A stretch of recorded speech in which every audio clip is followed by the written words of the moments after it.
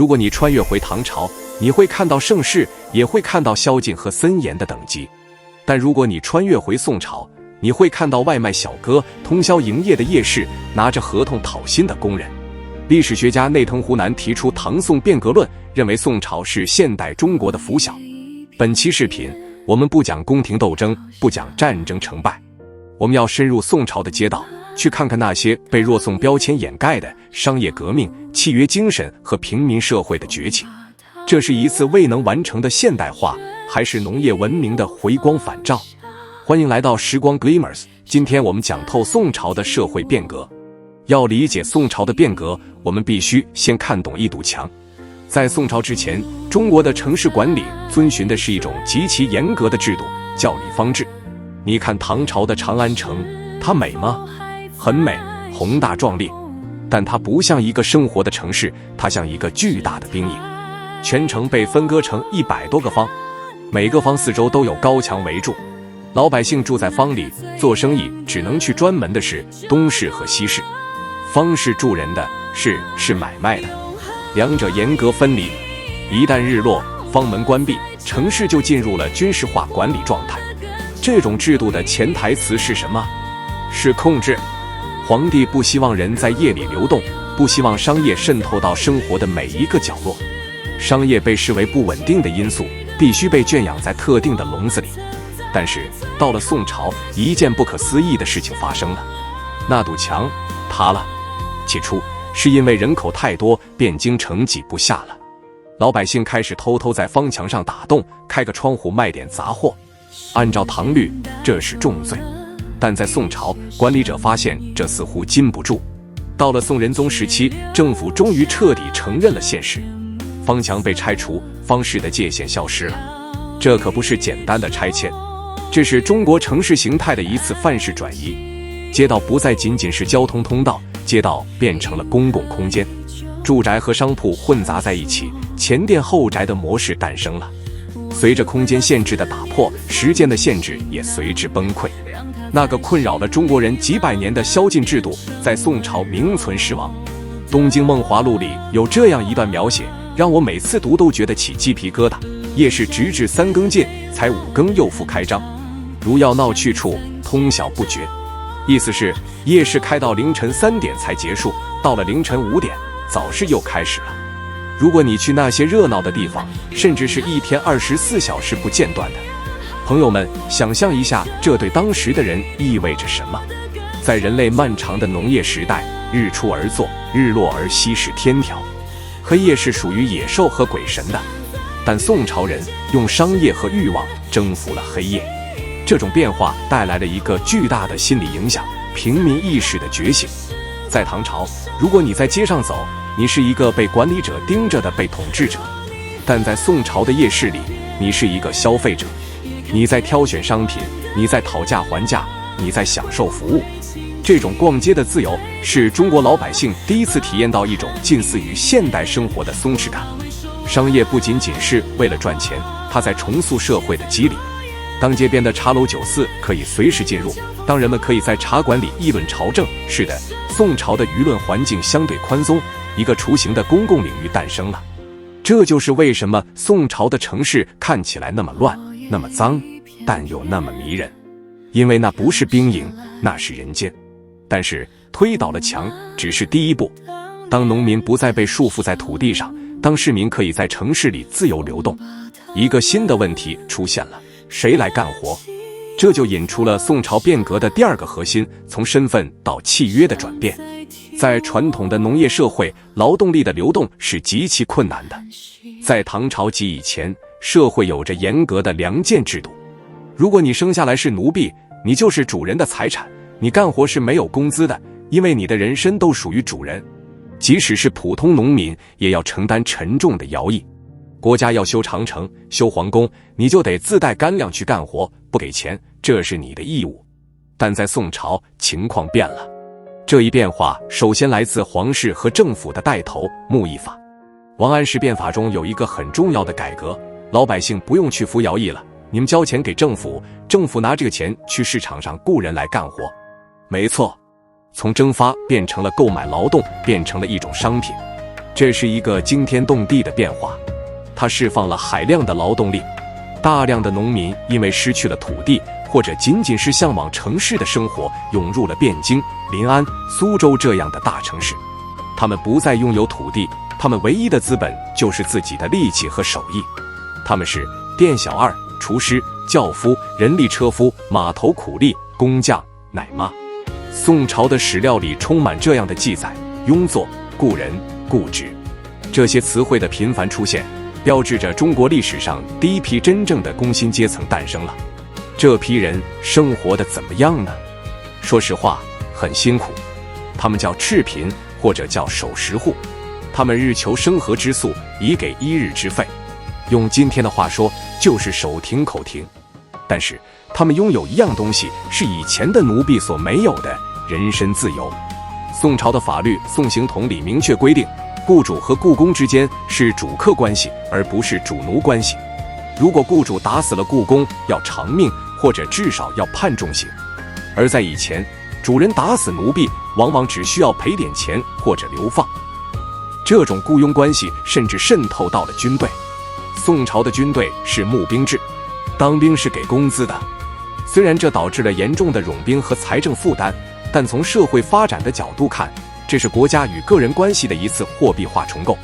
在这个拥有100万人口的超级都市汴京里，除了皇亲国戚和高官显贵，大部分都是这种依靠出卖劳动力为生的人。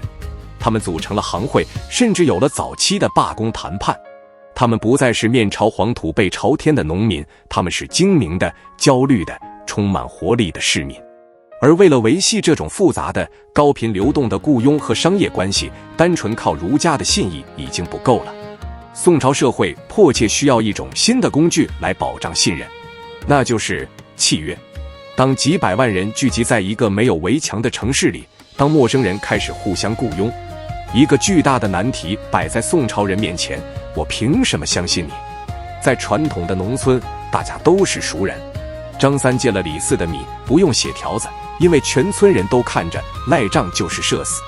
但在汴京，那个来买你货的人，你可能这辈子只见过一次；那个来你店里打工的人，可能连家在哪里你都不知道。靠儒家的人义理致信，在巨大的利益面前，道德是脆弱的。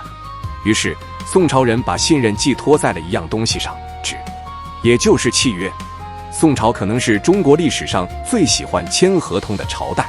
买房子要有房契，买地要有地契，借钱要有借据，甚至连把女儿嫁出去都要签一份详细的嫁妆清单和婚约。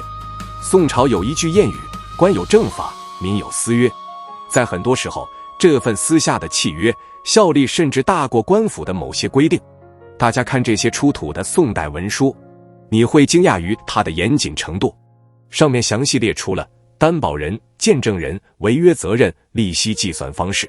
如果我卖给你一头牛，合同里甚至会写明，如果这头牛3天内生病了，算谁的？如果这头牛其实是被偷来的，我怎么赔你？为了防止伪造，他们发明了红契和白契。白契是民间的草稿，去官府交了税，盖了红印，就成了红契，受国家法律保护。这种对私有财产和书面证据的尊重，是现代商业文明的基石。而这种契约精神的最高级体现是什么？是人类历史上第一张纸币——交子。大家想一想，为什么纸币会诞生在北宋的四川？因为四川当时是用铁钱的，铁很重，价值很低。你要买一匹上好的蜀锦，可能得拉上一车的铁钱，这生意没法做。于是商人们约定，把你的一车铁钱存在我这，我给你一张纸，存款凭证，你拿着这张纸就能去别的地方取钱，或者直接用这张纸买东西。这看起来简单，但这需要巨大的社会信用做支撑。人们必须相信，这一张画着图案的纸真的等同于真金白银。这就是一种极其抽象的社会契约。当欧洲人还在用银币、金币交易的时候，宋朝人已经理解了符号货币的概念。这不仅仅是金融技术的进步，这是社会心理的成熟。宋朝的繁华不是建立在掠夺上，而是建立在数以亿计的大大小小的契约之上。如果有穿越者带了一台蒸汽机回到古代，哪个朝代最有可能把它造出来？答案只能是宋朝。因为工业革命的核心是2样东西，煤和铁，而宋朝正是建立在这2样东西之上的。在北宋之前，中国人烧什么？烧木头。但是到了宋朝，人口暴涨，城市扩张，中原地区的森林几乎被砍光了，一场巨大的能源危机爆发了。就在这个时候，宋朝人把目光投向了地下石炭，也就是煤。《东京梦华录》记载，昔日京师新炭，无一息之备，今石炭500-700万，充塞京邑。意思是，以前大家总担心没柴烧，现在有了煤，几百万斤堆在那里，根本用不完。宋朝是人类历史上第一个大规模将化石燃料用于取暖和冶炼的文明，这比欧洲早了整整几百年。有了煤，就能获得更高的温度，有了更高的温度，就能大规模量产钢铁。美国学者哈特威尔 Robert Hartwell 做过一个著名的统计，在北宋元丰元年1078年，中国的铁产量达到了12.5万吨。这个数字是什么概念？直到700年后的1788年，工业革命开始时的英国，铁产量才只有7.6万吨。也就是说，11世纪的中国钢铁产量是18世纪英国的近2倍。这些铁用来干什么了？除了铸造那成千上万的武器铠甲，更重要的是，它变成了农具，变成了铁锅，变成了铁钉。在宋朝的许多古塔和桥梁中，发现了大量的铁构件，甚至出现了像铁塔这样的建筑奇观。如果我们看徐州立国间的冶铁遗址，那里有几千名工匠聚集，分工明确，日夜不停。这不就是工厂的雏形吗？这不就是工业化的前夜吗？甚至在军事科技上，火药已经开始实战化，突火枪、震天雷、热兵器时代的曙光已经出现。如果你站在那个时代的汴京街头，闻着空气中燃烧煤炭的硫磺味，看着满载铁器的船只驶过运河，你真的会产生一种错觉，也许只要再给他们一点时间，再给一点运气，那个蒸汽驱动的怪物就会在东方的土地上发出第一声轰鸣。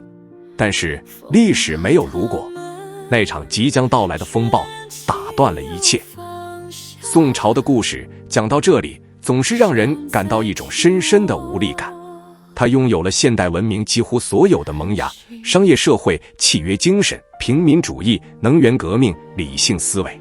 但为什么它最终没有开出工业革命的花朵，反而被野蛮的铁蹄踏得粉碎？有人说是运气不好，碰上了蒙古这个人类历史上最可怕的战争机器。这当然是原因之一。文明在野蛮面前往往是脆弱的，一个复杂的精密仪器经不起一块石头的猛砸。但更深层的原因也许藏在它过于早熟的繁荣里。历史学家伊茂可 Mark Elvin 提出了一个著名的理论，高水平陷阱 High Level Equilibrium Trap。 宋朝的农业太发达了，人口太多了，当人力比机器还要便宜的时候，没有人会有动力去发明蒸汽机。当种地和做买卖就能过上好日子的时候，也没有人愿意去海上冒险，去开启大航海时代。宋朝在那个农业文明的框架里做到了极致，做到了完美。但也因为这种完美，它锁死了自己进化的可能性。1279年崖山海战，陆秀夫背着小皇帝跳海自尽，10万军民随之殉国。许多人说崖山之后无中国，这句话太绝对了。中国文化当然延续了下来，但是那个最早的现代中国，那个充满了商业躁动、平民活力和科技可能性的少年中国，确实在那片海域里沉没了。在那之后，明清2代重新回到了严厉的海禁、重农抑商和思想前置的轨道上，中国社会再一次变得稳定、内敛而停滞。直到600年后，英国的坚船利炮轰开了大门。当我们被别人用枪炮指着头的时候，我们才惊恐地发现，那些他们引以为傲的火药、指南针，甚至是文官制度的理念，其实在1000年前就在我们自己的手里闪耀过光芒。宋朝就像一颗划过历史夜空的流星，它失败了，因为它太超前了。它提醒我们，文明的进程并不是一条直线的上升曲线，它可以停滞，可以倒退，甚至可以毁灭。光芒如果不被呵护，就会熄灭。感谢观看本期时光 Glimmers。如果你也想拾起这段历史的碎片，请在评论区告诉我。我是每天一个历史故事，我们下期见。